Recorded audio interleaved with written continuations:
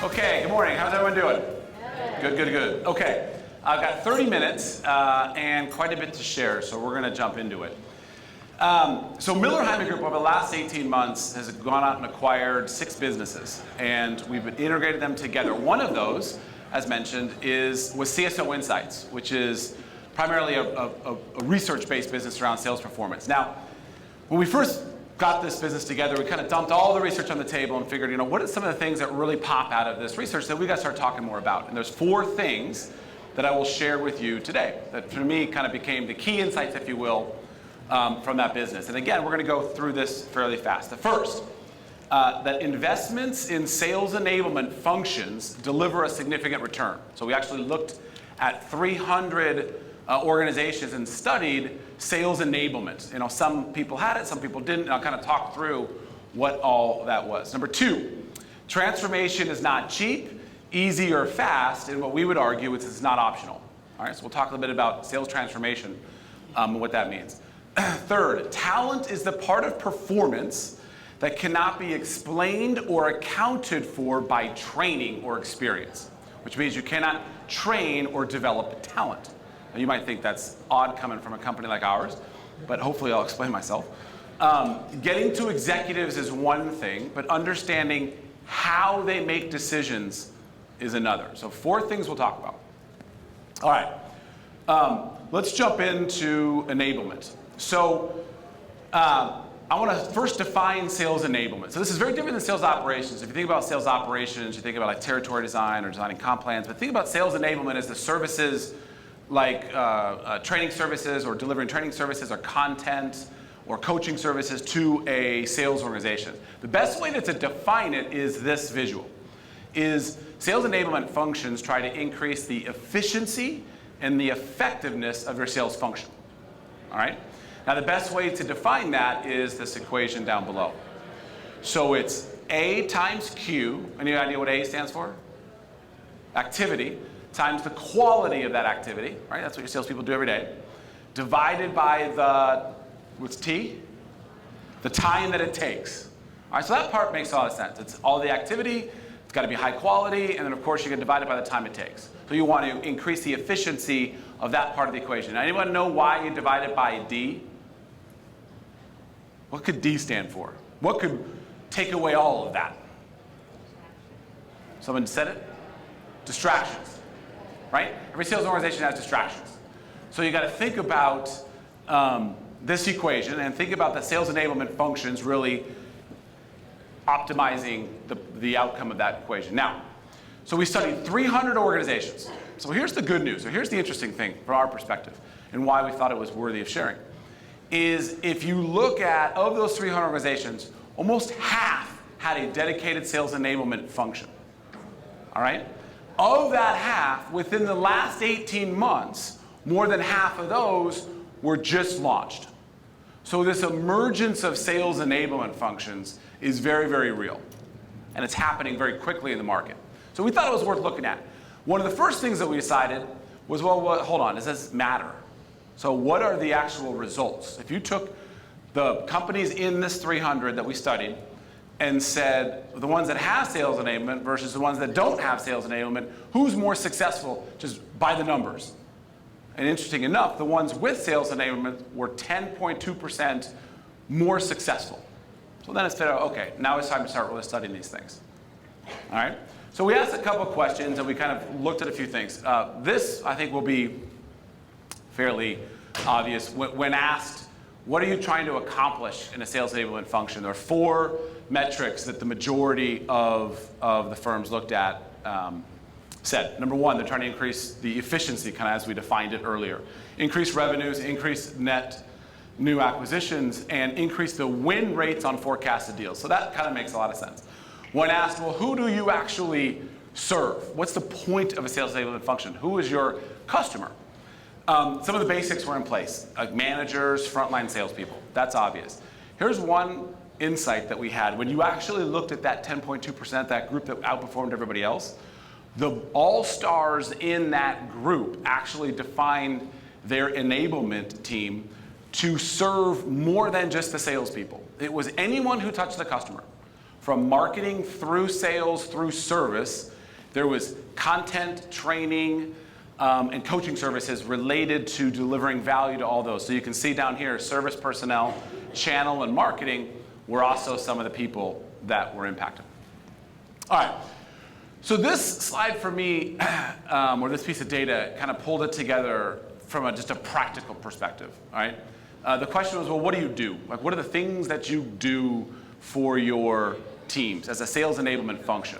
And there's some basics in here: training, right? Marketing, content services, coaching services, deliver sales tools, CRM requirements, right? All the things that you can imagine. Now, the reason why it kind of made sense to me all of a sudden was, okay, well, listen, what if your sales enablement team didn't exist? Does it mean these things don't happen?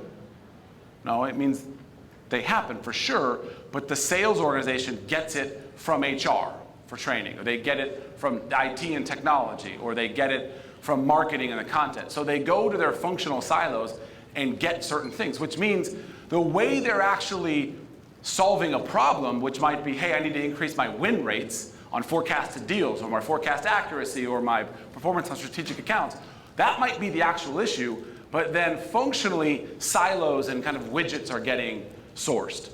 Where when you have enablement, you might need to increase your win rates on forecasted deals. Sure, you might need training, but you also might have the wrong people. You might be organized the wrong way. You might not have the right comp plans. There may be a series of things that actually need to strategically happen. And so enablement brings that strategy to the business and to the sales organization. So they're able to source the solutions more holistically. And we're seeing that, and just from a person who owns an organization that goes out and talks to sales organizations all the time, the fact that we talk to more sales enablement teams is very important for our business, because what we're seeing is they're coming to us with higher level issues. And so therefore we're able to bring more things to bear. So let's talk about transformation for a second. So it's not what you sell, it's how you sell that sets you apart. So we did this study that kind of went through the amount of change that's impacting sales organizations. All right, so the amount of change that's impacting sales organizations. And it was tremendous in terms of the amount of sales effectiveness, sales initiatives, sales enablement, whatever you want to call it, programs and change that was hitting and impacting sales organizations. So we said, well, why is that?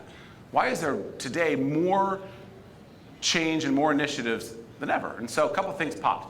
Number one is, this is supposed to be kind of cute, but we actually studied the win rates on forecasted deals. All right? Now, I'm sure all of you, whatever organization, are better than this, but this is on everybody, every industry, every region, all in. When you analyze all the data, it said that the average win rate on forecasted deals is 45.9%. All right? Now, the guy that did this study, which took a long time, he presented it first time in Vegas. He was in Vegas and he presented it. And he's not a gambler. He's kind of like, I don't know, nerd guy, but he was walking through the casino, and he had just presented this 45.9%, and he asked the pit boss guy, he's like, hey, what's the best odds in Vegas? Single best odds in Vegas. And the guy's like, it's craps, it's 49.3. So he's walking back to his room, he's like, oh my gosh, I gotta add this to my presentation. You have a better chance of craps than you do making your forecast, right? So he's like, we gotta study this some more. And so we started looking at, why is it so complicated? So why is it so hard, and why is it so complicated right now in sales? And what's driving so much change? And there were three things that came out that we started to kind of look at further. So by the numbers, over the last 5 years, there is an increase in the number of people involved in a sales decision. Number of buyers and number of sellers in complex sales have increased. So there's more people involved. There's more process involved. When we studied things like, is there a formal RFP process? What is the process to make the decision? There's more formality involved now than there ever has been. Okay, so there's more people, which means it's more complicated. There's more process, which ultimately means there's a lot more politics involved in making the decisions. So you have to have data and actually, add more value in the sales process to cut through that politics. So that's one of the things that clearly at least supports this notion of it being a lot harder today than it ever has been to sell. Now, the answer to that is, as I mentioned, adding value in the sales process. So the old world of selling, way back when when Miller Heiman was invented, it was at the time the big thing in the 70s, it was product selling. You kind of show up, talk a bunch about your product, hopefully you say something, they connect to it, and then you try to sell them stuff. And then that evolved to, geez, you should really show up and ask some questions, get to know them a bit more. And thus was born solution selling or needs-based selling, whatever you want to call it. And all these methodologies and these training programs, like we own Huthwaite now, like spin selling was created, and Miller Heiman and all these businesses, all about understanding your customer and showing up and asking questions. The problem is, or the evolution is, that today, that's actually not good enough. Like, you can't just show up and ask good questions and win, all right? You actually have to show up, you have to ask good questions and understand your customer, but you have to add value in the sales process. Where it used to be, you would ask questions, you would sell something, and then after you sign the contract, you deliver your services, you deliver your products, whatever it might be, you add value. Now you gotta add value in the sales process to differentiate yourself. That's the big challenge out there. Now, that's hard to do, and that causes organizations to change a lot to try to do that. And there's a lot of fads and thoughts out there about how to do that. Go in, instead of asking them, what's keeping you up at night, it's here's what should keep you up at night, or try to scare them, or let me educate them and provide a bunch of insights, right? Now, all that may not be wrong, but here's the most important thing. It has to be in the context of being an expert in your client or your customer. You have to be an expert in them, an expert in what you do, and when those two things come together, then you can add value. See, a lot of the fad out there kind of forgets that part. All right, that's why in our research you'll see that the actual role of generalists are sort of fading away. So you actually study the number of roles, sales roles out there that just kind of know a little bit about a lot of stuff. They're actually not as pervasive anymore, because you absolutely have to be an expert in what you do, and you have to be an expert in the client. And when it comes together, now you can add value and differentiate yourself. But that requires a lot of change. We asked 100 CSOs this question coming in this year: where are you making your investments? Here was their answers. 70% said technology and CRM, 82% said training. That stuff that's pretty normal. But what was profound about this is 52% of these CSOs said we're making organizational changes, process changes, changing our territories, adding content and playbooks. These are significant initiatives, right? And it just supports this constant need to change. Now, here's, I think, somewhat depressing news. If you look at this chart, here's what it says. We went out and surveyed sales leaders and sales effectiveness leaders and said, how effective were the initiatives that you implemented? Whether that was a CRM initiative, could have been a training initiative, anything that impacts a sales organization, how'd you do, right?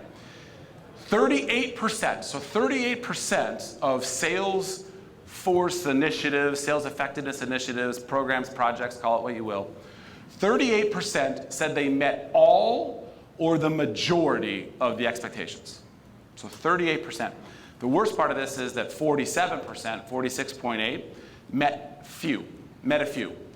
So imagine, you guys know this, right? Some of these programs could be really expensive. Like, I'm going to put a CRM system in, or training program, or whatever it might be. And if it costs a lot of money, you've got to go get that money, right? And so imagine going in and saying, I have a 46% chance that I'll meet some or a few of my expectations, right? It just doesn't work that way. And so here's the deal.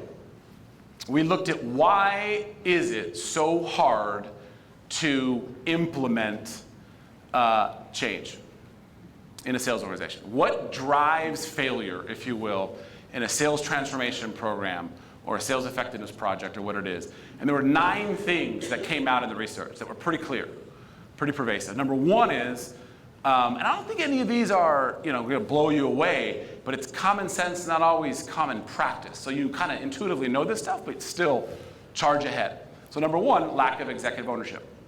I was a couple jobs ago, I was head of sales at Mercer. Mercer's a big sales performance, or I'm sorry, a big professional services firm, but a $5 billion professional service firm over 32 countries. We implemented this big sales transformation program in 2008.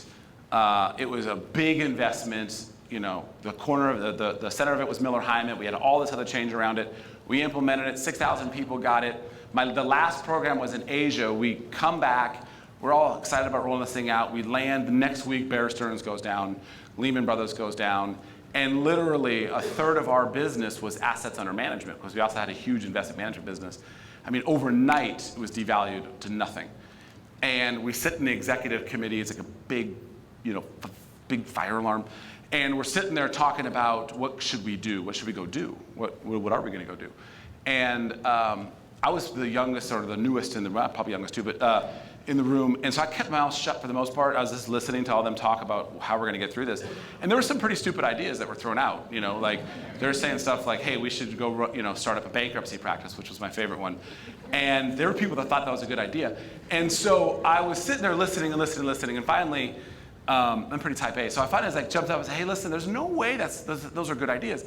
We just made the largest investment in sales, in transforming our sales business than anybody else in our industry.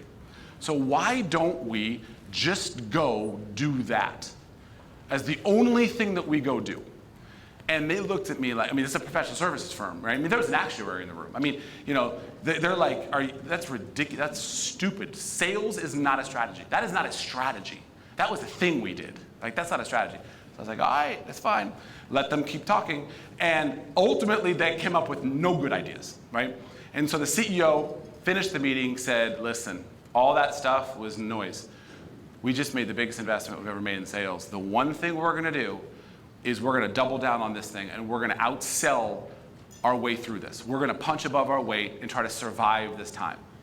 And kind of looked at me, the nervous part was they looked at me and said, you got to make this happen. I was like, oh. But I said, okay, that's fine, got it. And it was crazy. And so we did it. Now, we ultimately grew sales in 2009, 6%. In 2010, 8%. Our closest competitor was down 22%. And the thing is there was so much involved in actually doing that, but sales can be a strategy. And it absolutely took executive ownership. So the fact that the CEO said it's the one thing we're going to do, we did it. And I don't know how many people here know Miller Heiman or some of our content, but we had this thing called a blue sheet.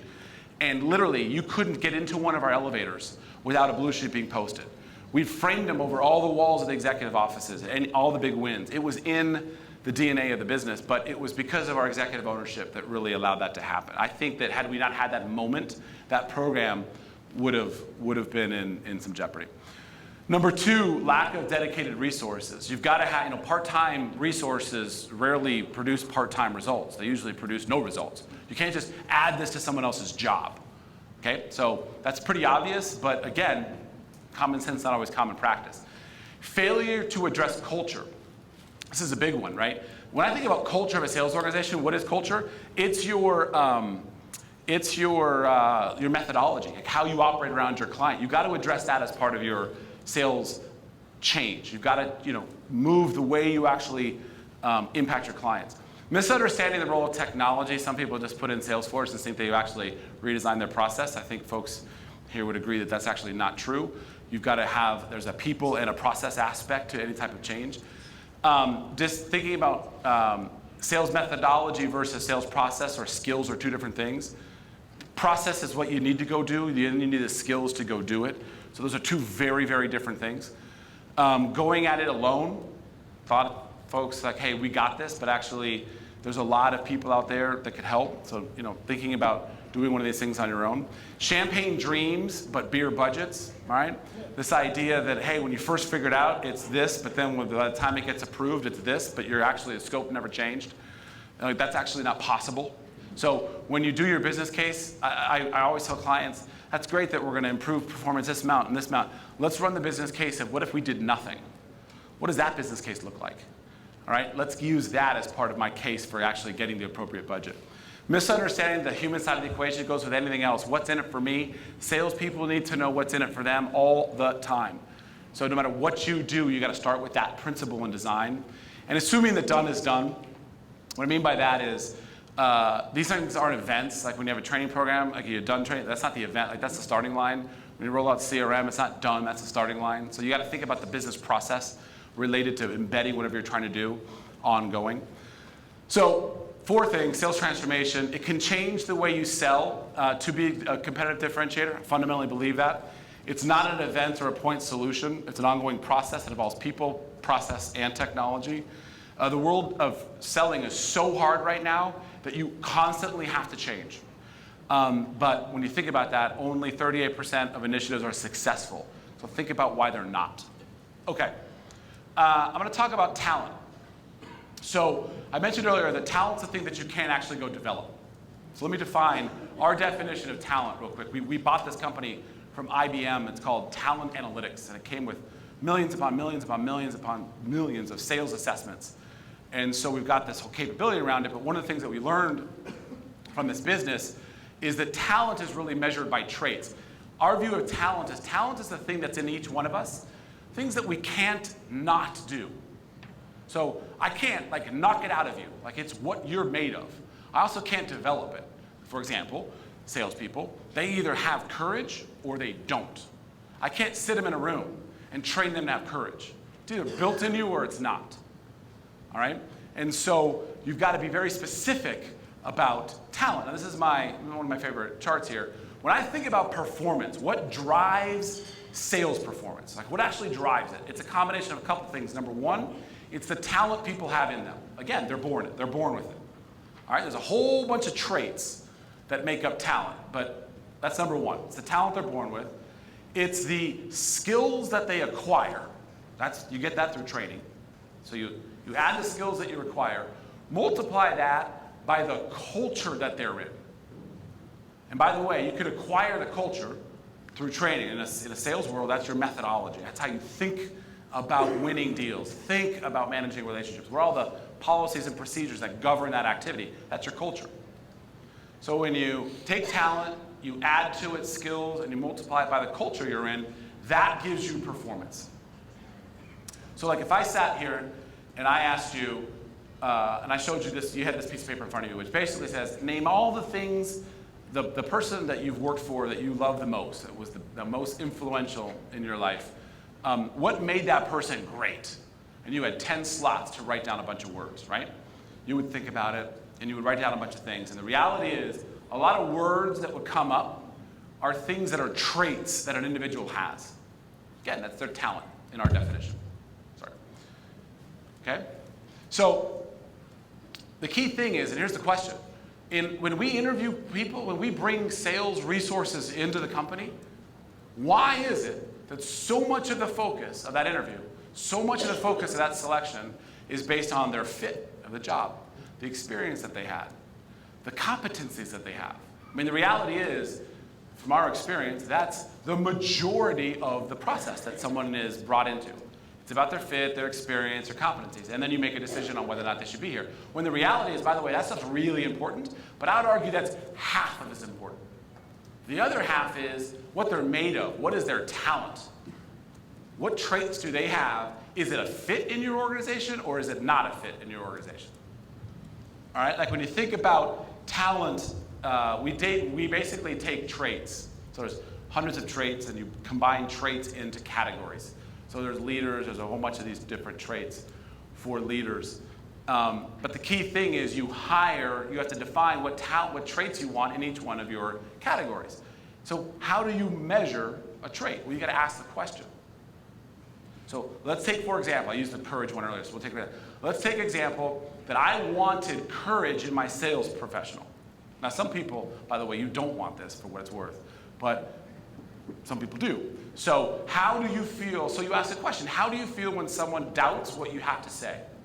Their answer, which is a non-predictive response for the trait of courage.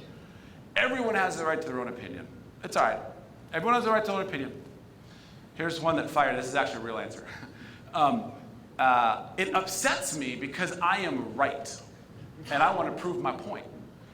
And then the person actually interviewed this person. They went on to say, and I'm going to go back in there And it didn't go well the first time, but now I'm going to use this person and show them this data, and I'm going to use this person and show them this, and I'm going to bring those two people into this meeting with me, and I'm going to prove my point, because I know we're right.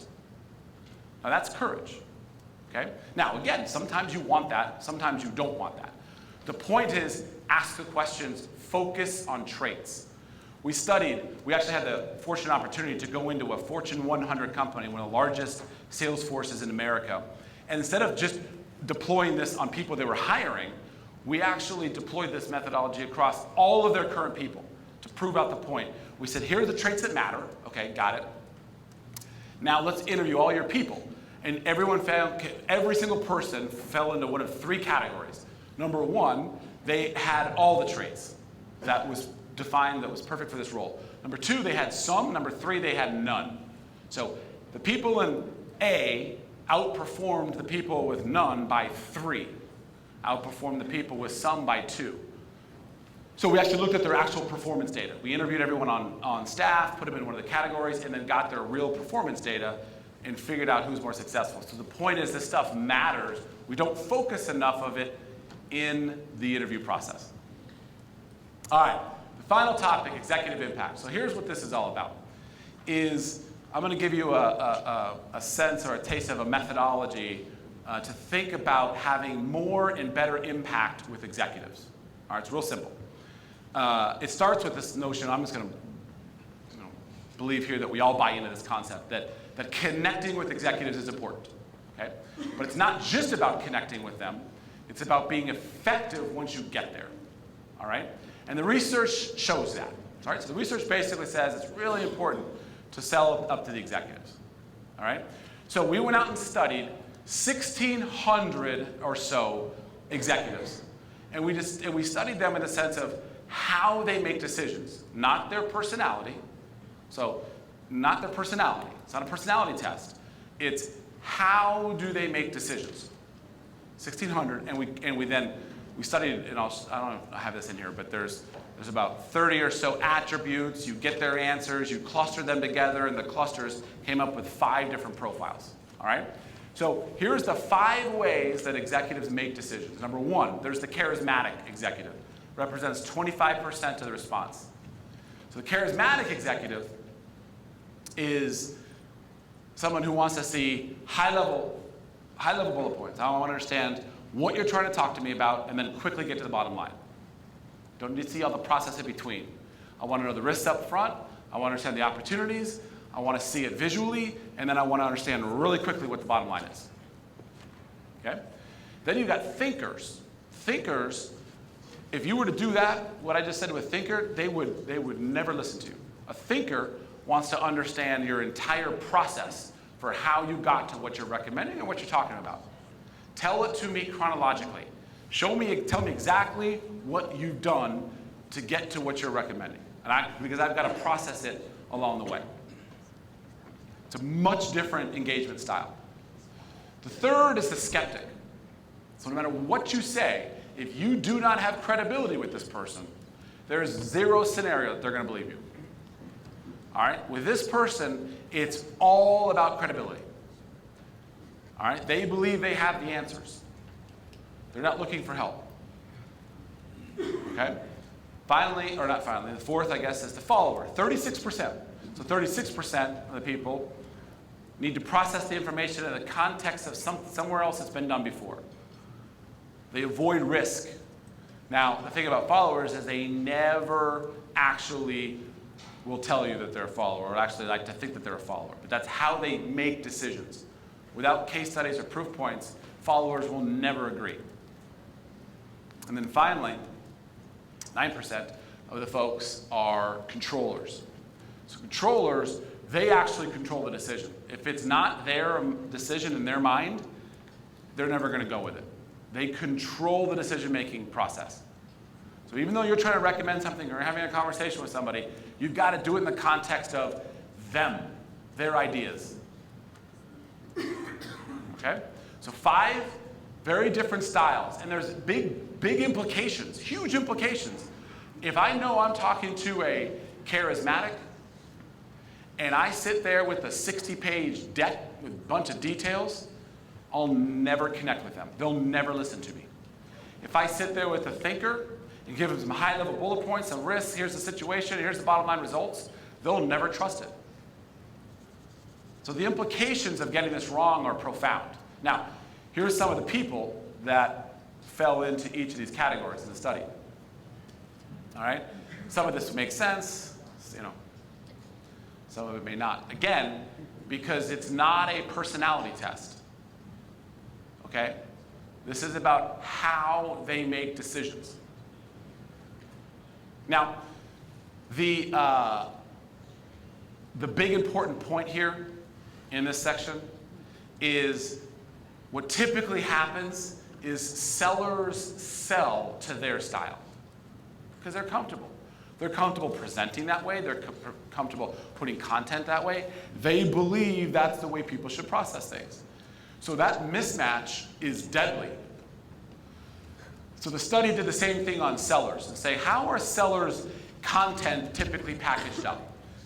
And you'll see here executive decision styles, the 25%, the 11 for thinkers, 19 skeptics, but below matches what the typical seller approach is. So even though charismatics are 25%, only 4% of the time do you see sellers actually presenting content that would fit a charismatic. Which makes sense because if you think about, they usually would lean towards skeptic, which is what 48% decks, which means, hey, I know that this person's not going to believe me, so I just got to go deep. I just got to, really explain to them why it works and try to build as much credibility with them as possible. Okay? But if you present that style to a charismatic, they're going to lose you completely.